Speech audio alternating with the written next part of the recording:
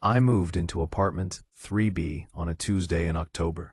The rent was cheap, suspiciously cheap for downtown, but I didn't ask questions. I was broke, fresh out of college and desperate. The landlord, Mr. Reeves, was an old man who barely looked at me during the tour. He just handed me the keys and shuffled away. "Quiet building," he muttered. "Keep it that way." The apartment was small but clean. One bedroom, a cramped kitchen, and a living room with a single window that looked out at a brick wall. Not much sunlight, but I could deal with that. What mattered was that it was mine. The first week was normal. I unpacked my boxes, set up my bed, and started my new job at a call center. The building was quiet, just like Mr. Reeves said. I rarely saw my neighbors. Sometimes I'd hear footsteps in the hallway or a door closing, but that was it. Then I started hearing the sounds from below. It began on my 8th night there. I was lying in bed, scrolling through my phone, when I heard it. A soft thumping sound coming from apartment 2B, directly beneath mine.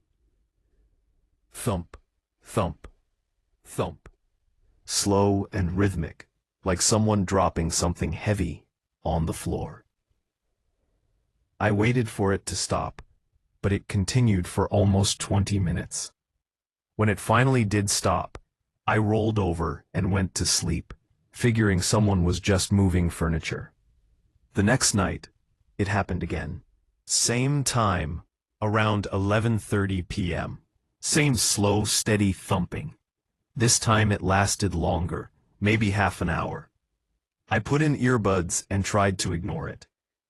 By the 4th night, I was annoyed enough to do something about it.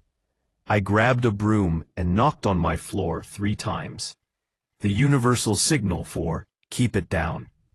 The thumping stopped immediately. I smiled, satisfied, and went back to bed. That's when I heard the knocking. 3 slow knocks, coming from my floor, directly beneath where I was standing.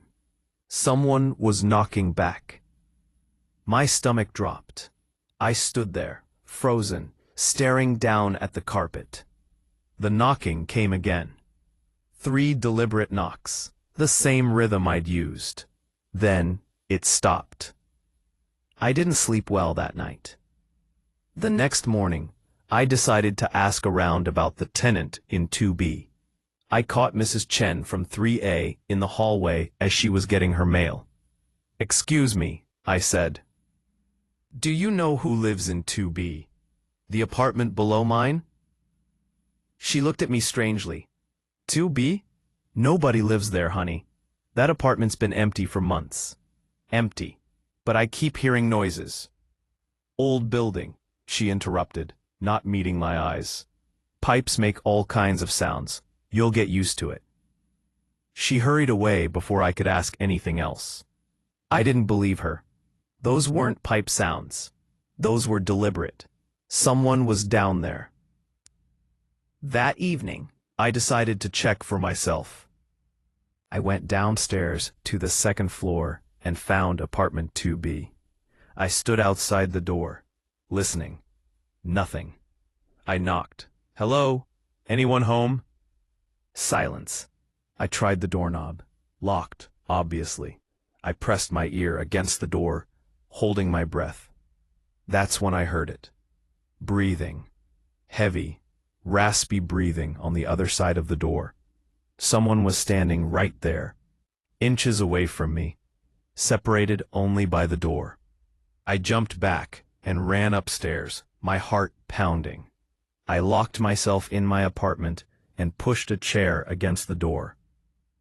Whatever was in 2B, I wanted nothing to do with it. I should have left then. Looking back, that was my chance. But rent was paid through the end of the month, and I just spent my last bit of savings on deposits and utilities. I had nowhere else to go, so I stayed. The thumping continued every night, but now there was more. Scraping sounds, like something being dragged across the floor, and occasionally a low moaning that made my skin crawl. I stopped sleeping in my bedroom. The sounds were loudest there, right above wherever the thing in 2B was doing, whatever it was doing. Instead, I slept on my couch in the living room with the TV on, trying to drown out the sounds. One night, around 2 a.m., I woke up to silence. The TV had gone to static. I reached for the remote, but then I noticed something that made me freeze. Wet spots on my ceiling. Dark, slowly spreading stains directly above where my bed was in the other room. As I watched, a drop of something thick and dark fell from the ceiling and landed on my hardwood floor with a soft plop. I grabbed my phone and turned on the flashlight. More drops were falling now, a slow drip, drip, drip from 3 different spots on my bedroom ceiling. The liquid was dark red, almost black in the dim light. I didn't go into that room. I spent the rest of the night sitting by my front door, clutching my phone, ready to run. When morning came, the dripping had stopped. I forced myself to check the bedroom. The stains on the ceiling were still there, but they'd dried to a rusty brown color. The puddles on the floor had soaked into the wood. I called Mr. Reeves. "There's a leak," I told him. "From the apartment below. Something's dripping through my ceiling." He was quiet for a long moment. "I'll send someone to look at it." "When?" "Soon." He hung up. Nobody came. I started researching the building's history online. I found an old newspaper article from 6 months ago. Body found in downtown apartment. Police discovered the remains of Harold Finch, 67, in his apartment after neighbors reported a smell. Authorities believe Finch had been deceased for approximately 3 weeks. No foul play is suspected. The article didn't mention which apartment, but I had a sinking feeling I knew. I went back down to 2B that evening with my phone ready to call 911. The smell in the hallway was worse than I remembered, thick and sweet, like rotting meat. It seemed to be coming from under the door. I knocked one more time. "Mr. Finch? Harold Finch?" The breathing started immediately. That same heavy, wet breathing. But there was something else. A voice, low and garbled, like someone speaking through water. "Help me." I ran. That night, I packed a bag. I didn't care about losing my deposit anymore. I'd sleep in my car if I had to. I'd find a shelter. Anything was better than staying in this building. I was throwing clothes into my backpack when the thumping started again. But this time, it wasn't below me. It was in my hallway. Thump, thump, thump. Slow, heavy footsteps, getting closer to my door. I turned off all my lights and looked through the peephole. The hallway was empty, but the footsteps continued. I could hear them clearly, getting closer.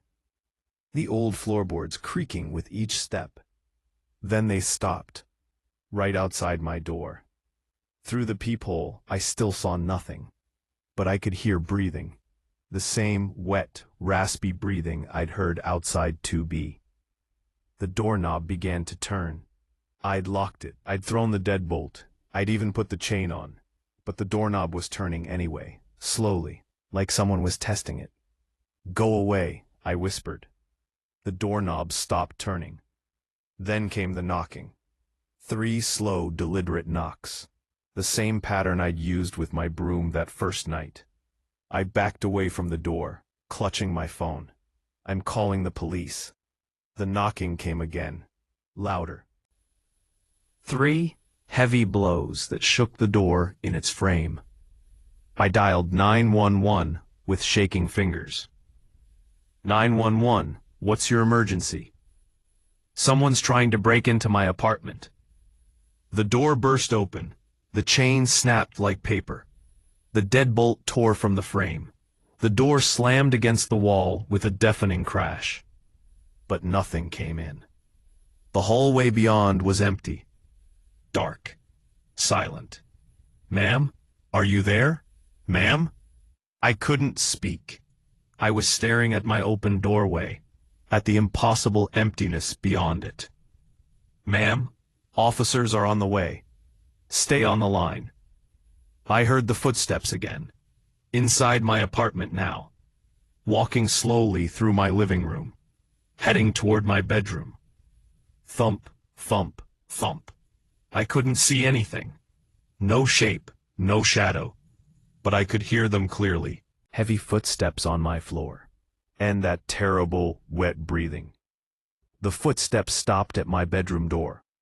My bedroom door, which I'd closed, slowly swung open. Please, I whispered, please leave me alone. The breathing grew louder, faster, excited. Then I saw it. Not a person, not exactly. It was a shape, a darkness that was slightly darker than the shadows around it. Humanoid, but wrong. Too tall, too thin. Its movements were jerky and unnatural. Like a puppet being controlled by someone who'd forgotten how people move. It stood in my bedroom doorway, swaying slightly. Then it spoke. You knocked. The voice was wet and thick, like someone drowning. I knocked back, it continued. You answered. I didn't mean, I started, but it cut me off. The lease is binding. You answered. You must stay. It took a step toward me, then another. Each movement accompanied by that terrible thumping sound. I couldn't move, couldn't scream.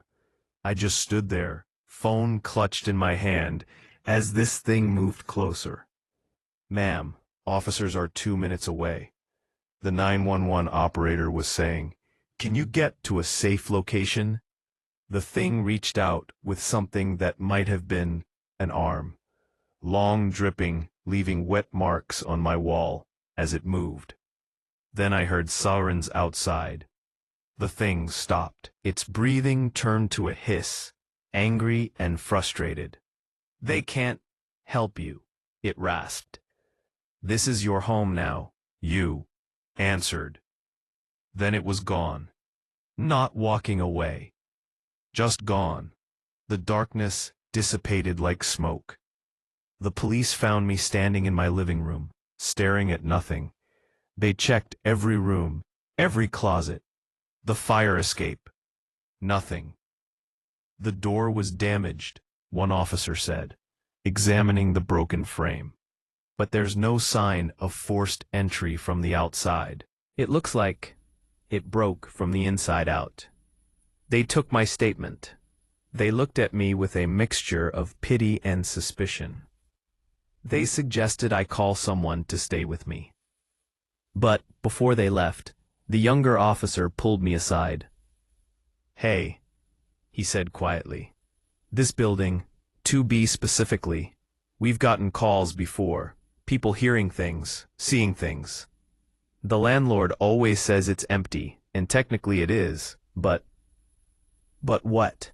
He glanced at his partner, then back at me. 3 tenants in your unit over the past 2 years. None of them lasted more than a month. They all broke their leases, lost their deposits, and left.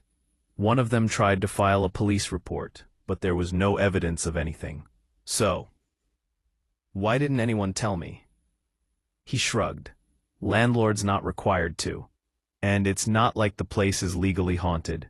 It's just, I wouldn't stay here if I were you. They left. I stood in my destroyed doorway, looking at the empty hallway beyond. Destroyed door frame. Stains on the ceiling and floor. Lease-breaking penalties will be applied. And at the bottom, a note from Mr. Reeves. Tenant is reminded that all leases are binding for the full term. Early termination is not permitted. We expect you back in your unit by the end of the week, or legal action will be taken. Section 13, Paragraph B, M. Tenant acknowledges that communication with other residents, including those in unoccupied units, constitutes acceptance of building community standards and binding neighborly obligations. M. P. I knocked. It knocked back. P. I answered. P. And now apparently, I'm bound.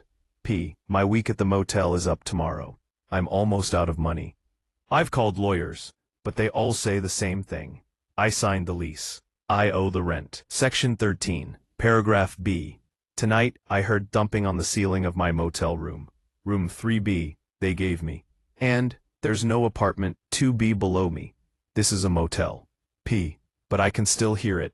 P. Thump, thump, thump. I think it's found me. I think it's been following me. And I think that when my money runs out tomorrow, and I have nowhere left to go, I'm going to have to go back to that apartment, because the lease is binding. And I answered.